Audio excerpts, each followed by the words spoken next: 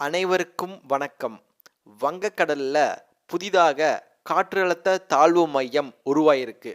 அந்த காற்றழுத்த தாழ்வு மையமானது இன்று, அதாவது 29 நவம்பர் 2024 இன்றைக்கு மாலை 6 மணிக்கு புயலாக வலுவடையக்கூடும் அப்படின்னு விஞ்ஞானிகள் கணிச்சிருக்காங்க.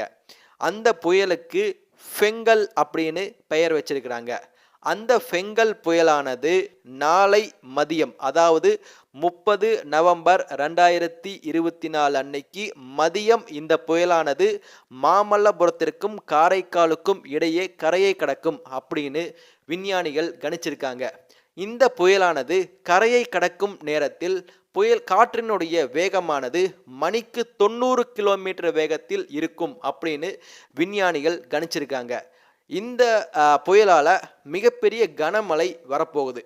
இன்று 29 நவம்பர் 2024 மாலை 7 மணி முதல் கனமழைக்கு வாய்ப்பு இருக்குது. எந்தெந்த ஏரியாவில் கனமழைக்கு வாய்ப்பு இருக்குன்னு பார்த்தோம்னா, சென்னை, காஞ்சிபுரம், செங்கல்பட்டு, காரைக்கால், புதுச்சேரி ஆகிய இடங்களில் கனமழைக்கு வாய்ப்பு இருக்குது அப்படின்னு விஞ்ஞானிகள் கணிச்சிருக்காங்க.